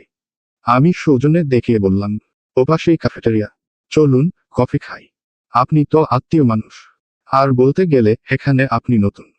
আমি যেহেতু পুরনো, আজকের জন্য আমি হোস্ট, আপনি গেস্ট। কেমন? নাবিল ঠোঁটের কোণে মৃদু হাসি টেনে এক হাত তুলে বলল, শিওর, কেন নয়। ক্যাফেটেরিয়াটা শান্ত, দুপুরের ব্যস্ততা পেরিয়ে এখন মানুষের ভিড় কম। আমরা পাশাপাশি একটা টেবিলে বসলাম। দুটো ধোয়া ওঠা কফির মগ থেকে একটা নাবিলের দিকে বাড়িয়ে দেই। নাবিল কফির মগটা তুলে হালকা সিপ নিল। আমিও মগটার সামনে এনে দুহাত দিয়ে ধরলাম। জিজ্ঞেস করলাম, জব করছেন কোথায় এখন? নাবিল নিঃশ্বাস ছেড়ে হালকা হেসে বলল, মাস্টার্স শেষ করার পর সরকারি চাকরির পিছনে এত ঘুরেছি যে জুতোর তলা পর্যন্ত ক্ষয় হয়ে গিয়েছিল। মনে হয়নি যে ভাগ্য এতটা জেদি হবে, তবে শেষমেশ একটা হিললে হয়েছে আর কি। বছরখানেক হবে স্কয়ার ফার্মায় কিউসি এক্সিকিউটিভ হিসেবে কর্মরত আছি। আমি কফির মগে ঠোঁটে ছুঁয়ে একটু হাসলাম। খারাপ কি? বরং দারুণ। স্কয়ার খারাপ কোম্পানি নাকি? নাবিল মাথা নাড়ল। না, খারাপ না, বরং কাজটা উপভোগী করি। চাপ আছে, কিন্তু পজিটিভ চাপ। ব্যাপার না। তবে সমস্যা একটাই, এখন তো কদর ক্যাডারদের। তাকালাম তার দিকে, বললাম, জীবনে স্ট্যাবিলিটি পাওয়াটাই আসল। আপনি সেটা পেয়েছেন, ভালোই তো। ভালো থাকার জন্য বেশি কিছুর প্রয়োজন তো নেই। নাবিল কফির মগ দুই আঙুলে খেলা করার মতন করে ঘুরিয়ে নিল। তারপর একটা উষ্ণ হাসি দিয়ে বলল, সেটাই। তবুও চেষ্টা করছি নিজের মতো করে দাঁড়াতে। বিল দিতে কাউন্টারে দাঁড়াতেই আমার আগে নাবিল পকেট থেকে ওয়ালেট বের করতে থাকে। আমি পার্স খুলতে খুলতে বলি, আরে, বিল তো আমি দিচ্ছি, আপনি রাখুন প্লিজ। নাবিল শান্তভাবে দৃষ্টি তুলে চাইল। বলল, ব্যাপার না, আমি দেই মিষ্টি। গলার স্বর একটু বাচ্চাদের মতন জেদি করে বললাম, এই না না, বিল আমি দেব। বলছি তো আপনি গেস্ট, তাই আর কথা নয়। আজকে বিল আমি দিচ্ছি মিষ্টি। লজিক হলো এসব কিছু ছেলেদের দায়িত্ব, আর আমি এটাতে স্থির। বলেই টাকা বের করে দেয়। রাগী দৃষ্টি ছুড়ে বললাম, এটা ঠিক হলো না কিন্তু। আচ্ছা আচ্ছা, এরপরের বার আপনি বিল দিবেন মিষ্টি। বলেই মাথাটা একটু ঝুঁকায় আমার দিকে, নিচু স্বরে ফের বলে, মেয়েদের জিদে একটা আলাদা সৌন্দর্য লুকিয়ে থাকে দেখছি। পরপর সোজা হয়ে দাঁড়িয়ে সামনে হাত বাড়িয়ে বলল, চলুন। নিচে যাবেন নিশ্চয়? আগের কথাটা বুঝতে আমার কম মুহূর্ত বিলম্ব হয়। আর বুঝতাই লজ্জা পেলাম। মনে মনে স্থির করলাম, ফিরে যেদিন রাগী মুখশ্রী বানিয়ে নিজেকে আয়নায় দেখব এক পল। সুন্দর লাগে, নাকি শাওরা গাছের ঝুলন্ত পেতনি লাগে। ওনার পরবর্তী কথায় নিজেকে তটস্থ করে ভাবলাম, ভদ্রলোক বেশ দারুণভাবে কথা কাটানোর ক্ষমতা রাখে তো। উত্তরে মুখে ছোট করে বলি, জি। গেইটের সামনে দাঁড়াতেই নাবিল জিজ্ঞেস করেন, নাই কোথায় যাব? আমি বলতেই সে আগ্রহী স্বরে বলে, আমিও সাত মাথাতেই যাচ্ছি। শহরটা একটু ঘুরে দেখব। যেহেতু একই দিকে, তাহলে চলুন একসাথেই যাওয়া যাক। বান্দা আমার থেকে উত্তর বা অনুমতির তোয়াক্কা না করেই রিকশা ডাকল। এখান থেকে সাতমাথা সবাই সিএনজি করেই যাতায়াত করে বেশি। তবুও সে রিকশা নিল কেন, তা বুঝতে আমার বেশি সময় লাগলো না। আমিও অদৃশ্য এক টানে বাধা পড়ে গেলাম। কোনো আপত্তি করলাম না, নীরবে সম্মতি দিলাম। হাইওয়ে ধরে রিকশা এগোচ্ছে। দুজনের দৃষ্টি সামনের দিকে। আমি কোনা ঘেঁষে একটু গুটিসুটি মেরে বসেছি। তবুও রিকশার ঝাঁকুনিতে দুজনের বাহু অনিচ্ছাকৃতভাবে ছুঁয়ে যাচ্ছে। আমি তড়িঘড়ি হাত কোলের ওপর তুলে আরো গুটিয়ে নিলাম নিজেকে। ঠিক তখনই নাবিল নরম স্বরে বলল, এইভাবে গুটিসুটি হয়ে বসেছেন, মনে হচ্ছে যেন আপনার পাশে বসে আমি আগুন। আর সেই আঁচ এড়াতে আপনি ক্রমেই রিকশার সাইডে চিপে যাচ্ছেন। আরেকটু হলে তো পড়েই যাবেন। ঠিকমতো বসুন মিষ্টি। কথাগুলো শুনে আরো অস্বস্তি লাগলো। বুকের ভেতরটা যেন হাঁসফাঁস করছিল। সামলে নিয়ে শুধু বললাম, সমস্যা নেই, ঠিক আছি। তিন মাথা পেরিয়ে রিকশা তখন আজিজুল হক কলেজের সামনে দিয়ে যাচ্ছিল। আমি সেদিকেই চেয়ে আকস্মাৎ প্রশ্ন করে উঠি, আচ্ছা, তখন আমাকে দেখে না চেনার ভান করলেন কেন? প্রথমে কিছুই বললেন না, পরে আবার কথার পসরা খুলে বসলেন যে। নাবিল নির্লিপ্ততার স্বরে বলল, আপনিও তো কিছু বলেননি। আমি ভ্রু কুঁচকে তাকাতেই সে হেসে ব্যাখ্যা দিল, আসলে ওখানে ভাবি আর ভাবির মা ছিলেন। তারা কিভাবে নিতেন বলুন তো? বাঙালি তো তিলকে তাল বানাতে ওস্তাদ। যদি বলতাম আপনি পরিচিতা, তখনই হাজার প্রশ্ন আসত। মামাতো বোনের ননদ বললেও দেখা যেত আপনাকে সরাসরি আমার প্রেমিকা বানিয়ে ফেলেছে। তাই এড়িয়েছি। আমি ঠোঁট উল্টে বললাম, ওহ। 2 সপ্তাহ খানেক পর সেদিন নাবিলের সাথে সাত মাথায় হয়েছিল আমার শেষ দেখা। আবার দেখা হলো একেবারে বিয়ের মঞ্চে। গায়ে শেরওয়ানি, মাথায় পাগড়ি, বরবেশে আমি আবার তাকে দেখি। বসন্তের 20 তারিখে। আমার গায়ে লাল বেনারসি, গায়ে গহনা, দুহাতে মেহেদি, তারই জন্য আমার বধূ সাজসজ্জা। 3 কবুল পরে নতুন জীবনের সূচনা হয়। নতুন জীবন, নতুন দায়িত্ব, আগলে রাখা, এক চিলতে উষ্ণ ভালোবাসা নিয়ে এভাবেই সংসার জীবনের 1 সপ্তাহ চলছে আমার। আমাদের বিয়েতে ঘটক বলা যায় ভাবিকে। সেটার পেছনেও যে নাবিল ছিল সেটা আর কেউ না জানলেও আমি জানি। পারিবারিকভাবেই বিয়েটা হয়েছে। আমার মা প্রথমে আইগুই করতে থাকে। পরবর্তীতে ভাইয়া মাকে মানিয়ে নেয়। ভাবির মুখ থেকে শুনেছি, আমার মতো নাবিলও নাকি ভাবির সাথে কখনো দেখা হলে জিজ্ঞেস করত, তোর ননদের বিয়ে হয়েছে কি? ভাবি মজার ছলে পাল্টা প্রশ্ন রাখত, না। কেন, তুই বিয়ে করবি নাকি? সে নাকি বলতো, আমার সেটেল হওয়া পর্যন্ত অপেক্ষা করবে কি? ভাবি অবশ্য এসব কিছু আমাকে বলেনি। আর আমি আমার পড়াশোনা নিয়ে ব্যস্ত ছিলাম। অমনভাবে সময় সুযোগ হয়ে ওঠেনি। প্রত্যেকে যার যার অবস্থান থেকে ব্যস্ত, ওভাবেই জীবন চলছিল। কিন্তু ভাগ্য বলে কথাটাকে তো আর খণ্ডানো যায় না। ভাগ্যের লিখন বদলায়নি। ভাগ্যে যেটা ছিল তাই হয়েছে। আসলে আমরা একটু ধৈর্য না ধরে প্রথমেই হুতাশ করি। একটা গাড়ি মিস করলে তার থেকেও যে একটা ভালো গাড়ি পেতে পারি, এই আশাটুকুই আমাদের হয়ে ওঠে না। সৃষ্টিকর্তা তোমার জন্য উত্তম কিছু তো রাখতে পারেন। শুধু যে চাকচিক্যের মধ্যেই সকল সুখ শান্তি নিহিত থাকে এমনটাও নয়। সুখের জন্য দালানকোঠা জরুরি নয়, ঘুরে ঘুরেও সুখ হয়, যদি জীবন সঙ্গীটি সঠিক হয়। নাবিলের ভাইয়া ঢাকায় চাকরি করে। ভাবির ছোট বাচ্চা নিয়ে বিয়েতে আসতে পারেনি। আর যতটুকু জানি, তিনি নাকি অতি বউভক্ত। বউ নিয়ে সে ঢাকাতেই থাকে। বাড়িতে কমই আসে, যোগাযোগও তেমন একটা করেন না। মায়ের দেখাশোনা নাবিলই করে। কাজের মেয়ে এসে সব কাজ করে দিয়ে যায়। হাতের 5টা আঙুল যেমন সমান হয় না, তেমনি এক পেটের সব সন্তানও একই মন মানসিকতার হয় না। একই বাবা মায়ের সন্তান হলেও দুজনের দায়িত্ব, মায়ের প্রতি ভালোবাসার কত তফাৎ। শুক্রবারের সকালবেলা রান্নাঘরে পুরো দস্তুর গৃহিণী বউয়ের মতন কোমরে শাড়ির আঁচল গুজে আটার ডো বানাচ্ছি। শ্যাম্পু করা ঝরঝরে চুলগুলো পিঠজুড়ে ছড়িয়ে আছে। চুলগুলো খুবই বিরক্ত করছে। বারবার মুখের উপর আসছিল। হাতজোড়া খোপাও করতে পারছি না। হাতের উল্টো পাশ দিয়ে মুখের উপর আসা অবাধ্য চুলগুলো সরিয়ে দিলাম। এর মধ্যে রান্নাঘরে কারো পায়ের শব্দ শুনে ঘাট ফিরিয়ে তাকাই। গায়ে নেভি ব্লু টি শার্ট আর অফ হোয়াইট ট্রাউজার পরনে, কপালের উপর ভেজা চুল লেপটে আছে নাবিলের। চোখে চোখ পড়তেই স্মিত হাসল। আমি ঠোঁট বাঁকিয়ে বললাম, এতক্ষণে আপনার ঘুম ভাঙল? আমি তো ভাবলাম এখনো বুঝি ঘুমাচ্ছেনি। নাবিল দরজার সাথে এক পা ঠেস দিয়ে দাঁড়ালো। আড়াআড়িভাবে বুকে হাত ভাঁজ করে ঠোঁটে হাসি ঝুলিয়ে বলল, ঘুমিয়েছিলাম। কেউ একজন কানের পাশে ফিসফিসিয়ে বলল, নাবিল তোর মিষ্টি বউটা একা একা কাজ করছে, যা হেল্প কর গিয়ে। বলো, এরপরেও ঘুমিয়ে কি করে থাকি? আমি ভেঙচি কেটে বললাম, রং। ভালোই নাটকীয় কথাবার্তা জানেন দেখছি। নাবিল এগিয়ে আসল। এসেই শাড়ির আঁচল কোমর থেকে ছড়াতে নেয়। আমি চোখ বড় করে তাকাতেই সে দুষ্টু হাসল। বলল, রিল্যাক্স, ওয়েট, ডিস্টার্ব করব না। বলেই আঁচল টেনে তুলে আমার কপালে ঘষতে লাগলো। আটা মেখেছে বুঝতে বাকি রইল না। পরপর আমার চুল যে বিরক্ত করছে সেটা টের পেতেই বলল, ওয়েট, আমি চুলগুলো বেঁধে দিচ্ছি। হাত খোপা করার যুদ্ধে জনাব বারবার পরাজিত হতে থাকলো। আমি রেগে গিয়ে বললাম, আহ, লাগছে আমার। রাখুন তো, আপনি পারবেন না এসব। সে যেন নাছোড়বান্দা, পরাজয় মানবে না। আমার চুলগুলো প্যাঁচাতে প্যাঁচাতে দড়ি বানিয়ে ছাড়লো বোধ হয়। এইবার খোপাতে হবে, না হলে 20 বার ছাড়িয়ে বলে সে ক্ষান্ত দেয়। আমি রাগত স্বরে বললাম, এইবার তো ফেল মারলেন। এদিকে আমার চুলের 12টা বাজিয়ে ছেড়েছেন। থুতনিতে আঙুল ঠেকিয়ে কিছু ভেবেই চটপট বলল, ওয়েট, ওটা কি? ফ্লিপ। তাকের একপাশে ক্লেচার এনে রেখেছিলাম। চুলগুলো একটু শুকিয়ে ঝরঝরে হলে বেঁধে নেব ভেবে উত্তরে বলি, হ্যাঁ, ক্লেচার। চুল বাঁধে। নাবিল খুবই উত্তেজিত ভঙ্গিতে হাতে তুলে নিয়ে এবারে কোনো রকমে ক্লেচার দিয়ে চুল আটকিয়ে দেয়। আর দিতেই বিশ্বজয়ী হাসি হেসে বলল, কথায় আছে না, একবার না পারিলে দেখো শতবার। তাই কতবার ট্রাই করেছি সেটা ম্যাটার করে না।